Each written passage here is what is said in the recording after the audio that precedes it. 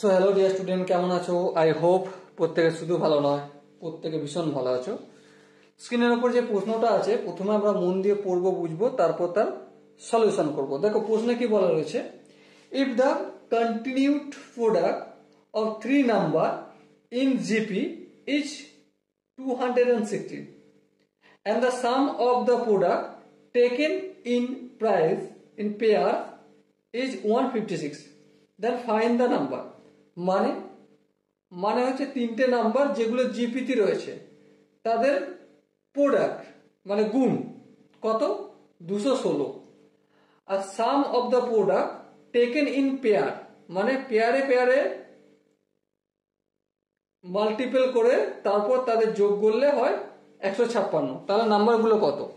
দেখো মুদ্রা কথা, আমাদের T1 T2 ইন্টু T3 তিনটের মাল্টিপল, সেটা কত বলেছে? 216। আর ইনফরমেশন কে দেওয়া রয়েছে, T1 এর সঙ্গে T2 গুণ করব, তারপর যোগ করব, T2 এর সঙ্গে T3 এর গুণ করব, তারপর যোগ করব, তারপর T3 এর সঙ্গে T1 গুণ করে যোগ করব, তার ফলে কত হয়? 156 হয়। তো এবার আমাকে এই T1 সমান কত, T2 সমান কত আর T3 সমান কত সেটা বলতে হবে। এই হচ্ছে কোশ্চেন। এবারে T1 আমরা সাপোজ করছি T1 আমরা a বাই r ধরছি, T2 a আর T3 হচ্ছে a r square a r। ওকে, দেখো এটা তোমরা যদি একটু হিসাব করে দেখো কমন রেশিও এদের আরই বের হবে, ঠিক আছে? সেই হিসেবে আমরা এটা সাপোজ করেছি, অ্যাজুম করেছি। ওকে, সো দেখো এখান থেকে আমরা কি ইনফরমেশন পাচ্ছি, তিনটে টার্মের মাল্টিপল মানে a by r into a into a r equal to 256 বলা রয়েছে, সেটা আমরা করলাম। এবার ধ্যান দিয়ে দেখো হরের আর আর লবের আর কেটে গেল, তাহলে এ কিউ ইকুয়াল টু 216। এবারে এ কিউ 6 এর কিউ যদি করি সেটাও 216 হয়, 3 হটে গেল। সো এ ইকুয়াল টু 6 পেলাম। তাহলে এখান থেকে এ এর ভ্যালু 6 সেটা আমরা বুঝতে পারলাম। ওকে, এর পরের স্টেপে দেখো T1 T1 ইন্টু T1 কত, a by R into T2 কত, a করলাম, T2 কত a, T3 কত a আর, T3 কত a আর T1 কত a বাই আর, মাল্টিপল আকারে করলাম, ইকুয়াল টু 156 যেমন লেখা আছে তেমন লিখলাম। এবার ধ্যান দিয়ে দেখো এখানে এ মাল্টিপল করলে a স্কোয়ার আপন আর হয়, প্লাস এটা a স্কোয়ার ইন্টু আর, এখানে আর তো কেটে যাবে, এখানে শুধু a স্কোয়ার ইকুয়াল টু 156 হয়।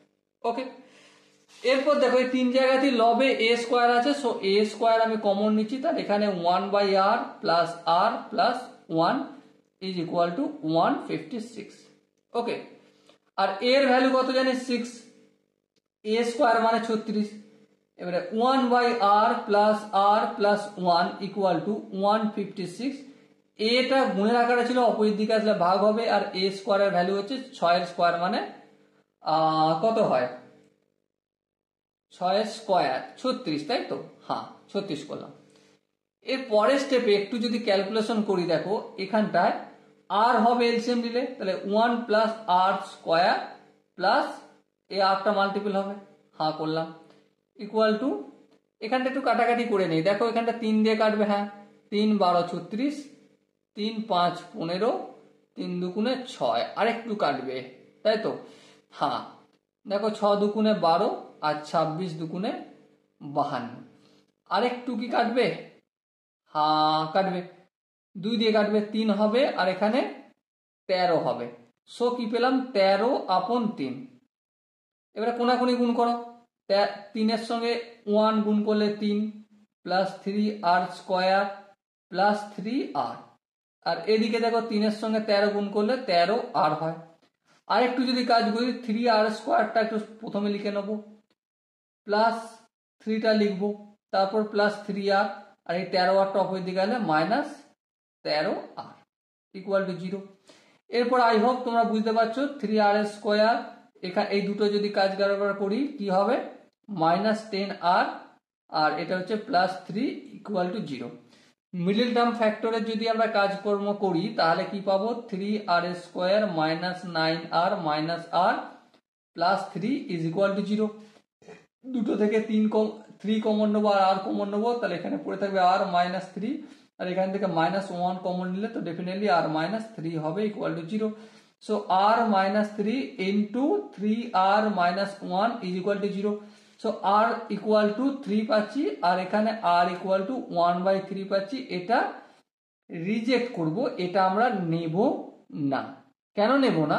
হালাকি এটা যে ভুল সেটা নয়, কিন্তু নেব না। কারণ হচ্ছে দেখো, আমরা এখানে এই যে নাম্বারগুলোর প্রোডাক্ট দেখে কি বুঝতে পারছি যে r এর ভ্যালু 1-এর থেকে বড়, তাই এরকম প্রোডাক্ট করে 216 আসছে। যদি কম হতো তাহলে এত আসতো না। সো r ইকুয়াল টু 3, এইটা নিয়ে আমরা পরীক্ষা করব। সো r এর ভ্যালু জানি, a এর ভ্যালু জানি, তাহলে t1 সমান কি জানি, a/r।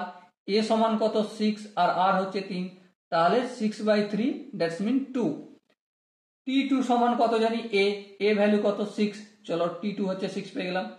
t3 সমান কত, a আর এর ভ্যালু কত, এর ভ্যালু দেখো এখানে 6 আর r হচ্ছে 2, তাহলে 6 × 2 সমান 6 × 2 = 12। এবার দেখো অপশন, দেখো অপশনে দেখো 2, 6, 12 আছে, ধ্যান দিয়ে দেখো। সরি এখানে 2 কেন করলাম, এখানে তো 3 করব। হ্যাঁ 3, 3 6 18, ওকে। সো দেখো 3 6 18, 2 6 18 অপশনে কি আছে, হ্যাঁ আছে, option A is the correct answer. Okay, I hope এই কোশ্চেনের যে ফর্মুলেশন বা যে ম্যানিপুলেশন করেছি প্রত্যেকে আই হোপ বুঝতে পেরেছো। যদি কোনো জায়গা বুঝতে অসুবিধা থাকে, কনফিউশন থাকে, কি করতে হবে তার জন্য কমেন্ট সেকশন আছে, কমেন্টে অবশ্যই জানাতে হবে। দেখা হচ্ছে নেক্সট ভিডিওতে, ততক্ষণ পর্যন্ত ভালো থেকো, সুস্থ থেকো এবং জয় হিন্দ।